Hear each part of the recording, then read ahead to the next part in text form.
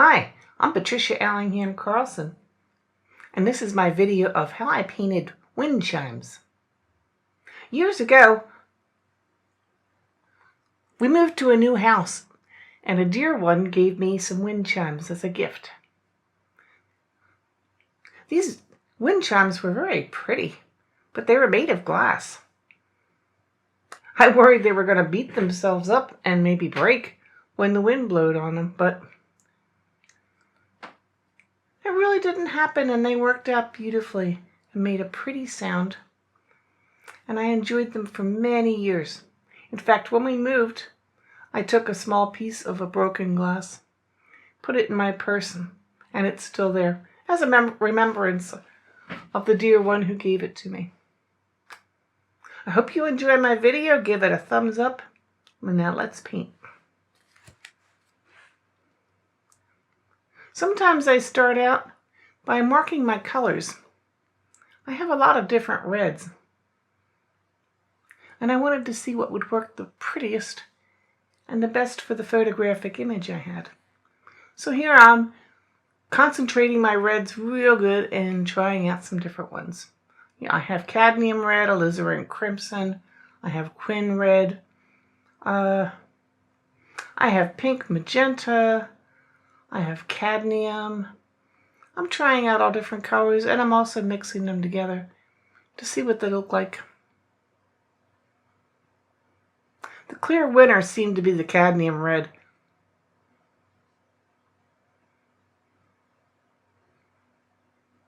I made a simple sketch because this painting really was very clearly background and foreground, although there is a bit of middle ground. And for the middle ground, I had a cool idea. For the wind chimes, since they had a very blunt pattern on them, maybe I could try to use some printmaking. I sometimes save old styrofoam meat trays. I cut out pieces, and then I carve into them with a pencil. With this process, you can make patterns, which you can then paint on with a brush and print on your paper. Sometimes it works out great, sometimes not so great, but it is fun to play with, and to me, playing around with art is one of the greatest joys of art. Trying new ideas and playing. This is regular watercolor I'm painting randomly onto the piece of styrofoam meat tray. I've carved it with a pencil, and now I'm going to try a print. I push it straight down, pull it straight off, and I think it worked out pretty well. So I'm going to use this technique. I'm lifting some of my heavier lines so they don't show too much in the pencil.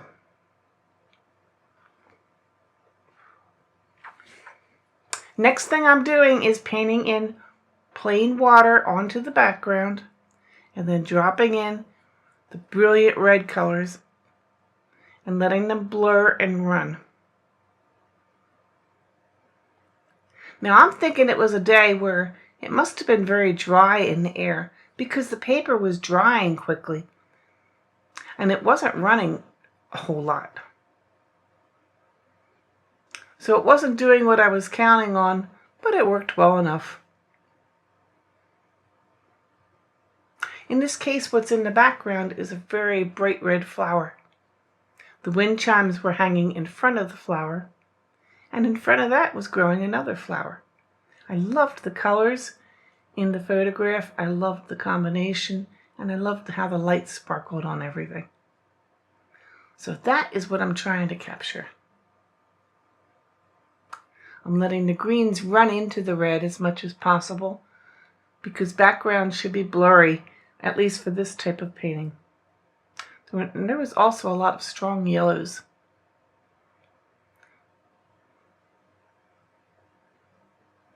And I'm hoping that they will also run into the background. You can see I'm painting around a flower form, and that is in the foreground.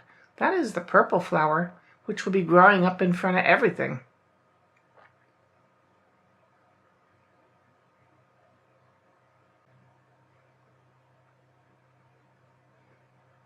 I am proceeding to work in the same manner across the entire background.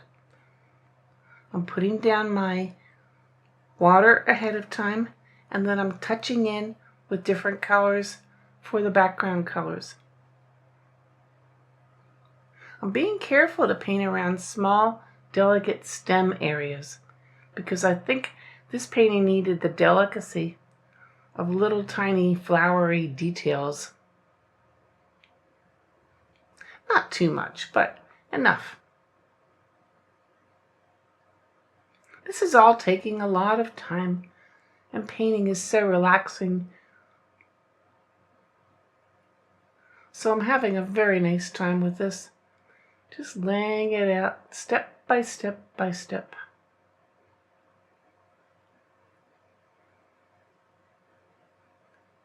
You could see here I put down a basic green color, and then I'm coming back in and touching it up and dropping in much darker greens. My darker greens are mixtures of Hooker's Green Dark and Indigo. And when I want to get really dark, I'll add some purple.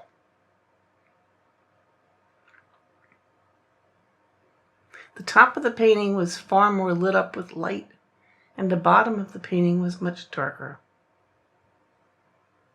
The right side was darker as well, and the left side of the painting had a lot more yellow sunlight, all bouncing around in the background behind the plants. So I put the yellow in ahead of time so I wouldn't forget.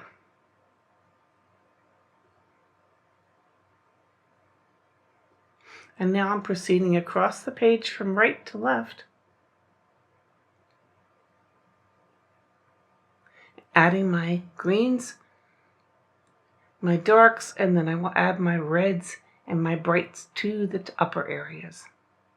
You know, I work from right to left frequently because I'm a left-handed person. This makes it less likely for me to smear up the paint that I've just put down wet. If you're a right-handed person, which most of you are, you would do the opposite. At least I would think you would. Is that the case for you? You can send me a comment and let me know. It makes sense to me.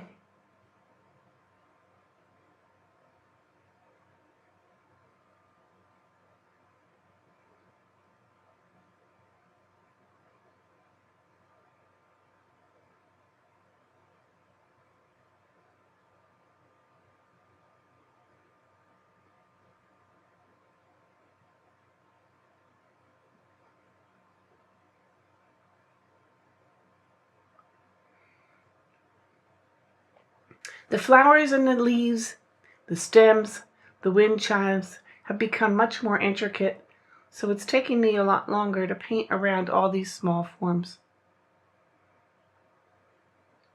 So the painting proceeds slowly across the page. And continuing across the page, you could see everything's starting to fill out a little bit in the background. The bright red flowers are showing through, some yellow sunlight sparkling in, and the good strong darks will be setting off the brights of the wind chimes and the purple flowers, I hope. Can you see where I painted around the wind chimes? Now they have a straight edge, so I have to sort of take my time and preserve that white because they are light colored.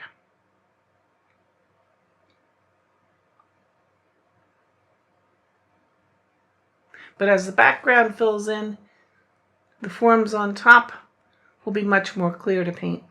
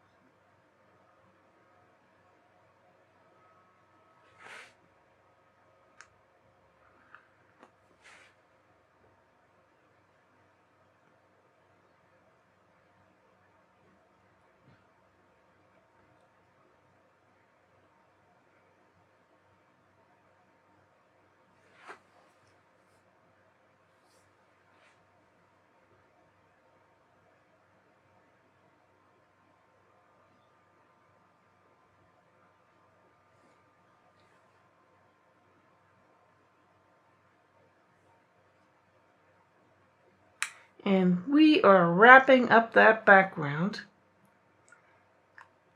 and ready to evaluate what to do next.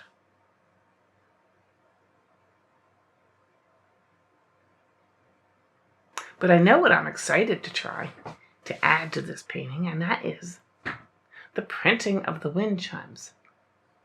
So I'm looking forward to that part. Time for the wind chimes.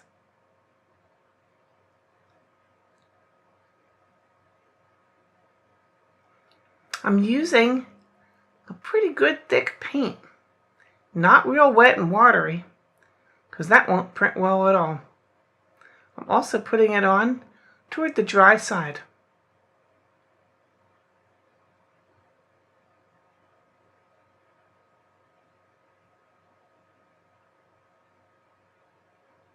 And you can see I'm pressing it quite firmly.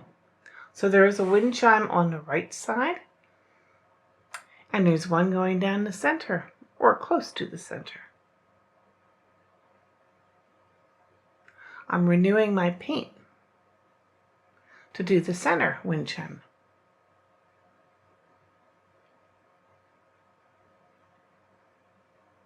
Even though the styrofoam meat foam is all painted already, I have to make sure I get to the edges if I want the edges to print and cover everything.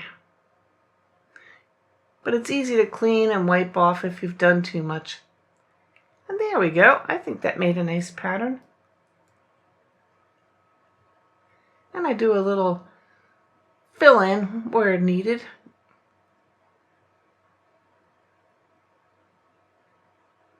There's one more section of wind chime that shows, but it has a lot of plant in front of it. So I think I'll just paint that in freeform.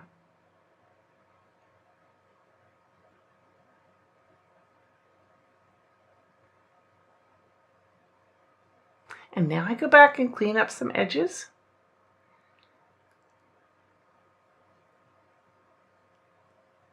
So I can proceed with that flower that's in the foreground, which is the purple plant.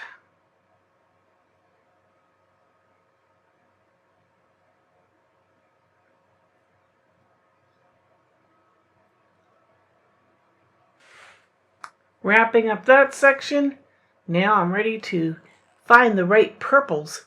Purples and blues, actually. And even a little bit of pink for the flowers.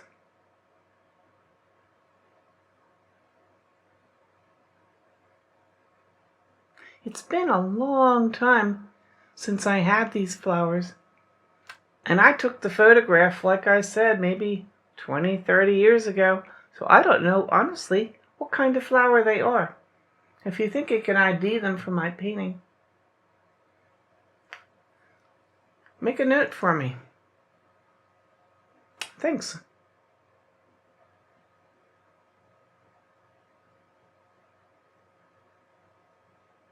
What I'm trying is some Windsor violet, some Quinn violet, some magenta mixed with ultramarine blue,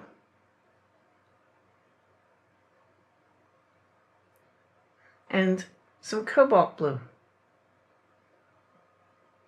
I found the ultramarine blue mixed with the different violets gave me the closest color. So that's what most of the flowers will be made and painted from. Although some will be much darker and some will be much more lighter and more pink. I'm laying out the stem work, which comes in front of the wind chimes and other areas. And as I'm looking carefully at the photograph that I'm copying, I'm seeing the stems have a lot of shine on them. I guess it's from all the light in the painting. Now I know stems can be flat and dull colored, but these were shiny stems and they had a little bit of a fuzz all along the edge. So I'm being careful to try to leave those whites along the edge, which will add the white sparkle and add more color activity going on as well as light activity in my painting.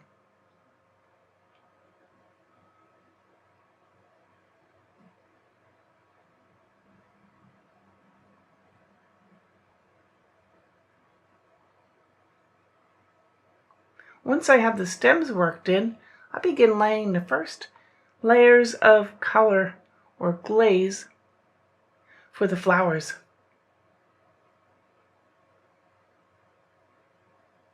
I'm not sure how they're going to look. So I figure if I take it slow and easy, I can build up and see how they work. I'm also trying to leave a lot of very light colored areas and some areas that are pure white. I'll share some thoughts with you about white in watercolor. When I went to college, I had a very good teacher at the university. Dr. Bradley was his name. And he really helped me study watercolor more than just about anybody else in my life. And one of his major emphases was leave whites. Don't paint any color in as many areas as needed in your watercolor painting. The more whites you leave, the fresher the colors are going to look. The fresher the painting is going to look. If you cover everything with color, it might just be perfect and beautiful. But leaving a little white causes a foil, just like leaving some darks causes the foil effect. So the dark bounces off the brilliant colors. So does the white. The white adds sparkle, it adds freshness, it adds interest to your composition. And the best part about white is, if you left too much, you can always paint right over it. So I'd encourage you to try leaving whites. See what they do for your painting. And if you don't like them, paint over top of them. And there you go. I'm proceeding around the painting using different shades of my purple. It's something that you may not think of, you may think of, you might like to do, and you might think looks stupid. But to me, flowers are not all the same color. Especially interacting with the environment they're in. The sunlight changes their color, the shadows change their color. Even what's around them reflecting on them changes their color. So I like to make my flowers vary just a little bit by adding some different shades. And that's what I'm doing, and that's how I'm proceeding with my painting.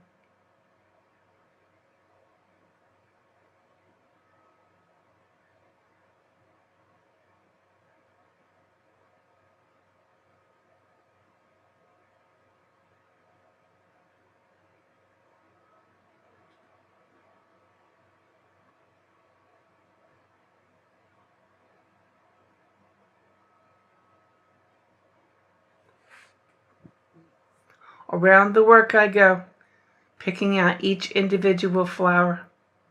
Ideally, the flowers that are in the far background will be painted first. The ones on top of them, painted second. Of course, it doesn't always quite work that way, but that's what I do, or strive to do with my work.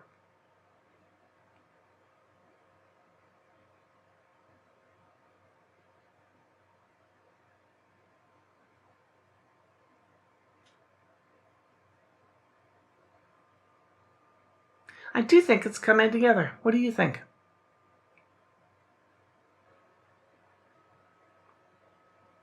The next thing that I wanted to do was to remove some color from some areas and put some nice pure light or white coloring in there. If the color would lift entirely, I could add pure whites. And if it just lifted a little bit, I could add some light areas that were bouncing around the flowers. And I thought would add some interest to the painting. I'm using a damp brush and blotting, lifting color, and At the same time, I'm softening edges of the flowers, because even though they're foreground, I did not want them to be hard focus foreground. I wanted them to be softer. Flowers are ultimately very fragile and very soft,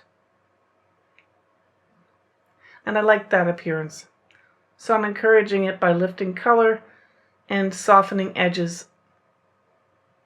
What do you think?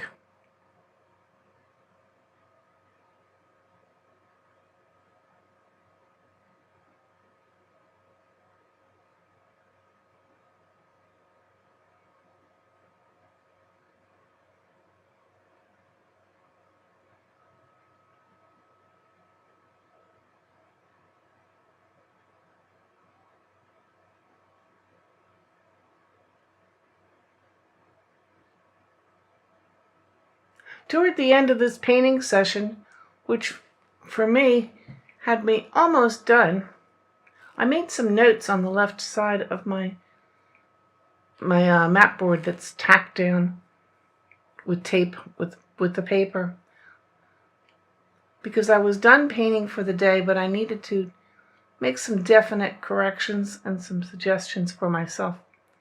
I figured if I wrote them down, I wouldn't forget. So you could see there all the writing on the left side of the painting. Those are all things I wanted to do the next day. Now here I am at the next day, wrapping up the loose edges,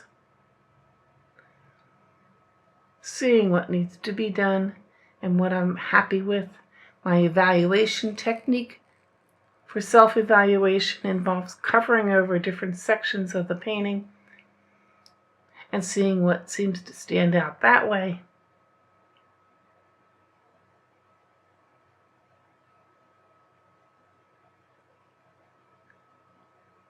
And now I'm having some trouble finding a place to sign it. I finally decided to sign it along the stem. And that's what I'm doing. And it is done. I hope you enjoyed my video, how I painted wind chimes. I'd love to get a thumbs up from you. I'd love to have you subscribe because it's really helpful to me. And I appreciate any questions or comments that you have, and I'll try very hard to answer any questions. Hope you are finding some interesting watercolor projects.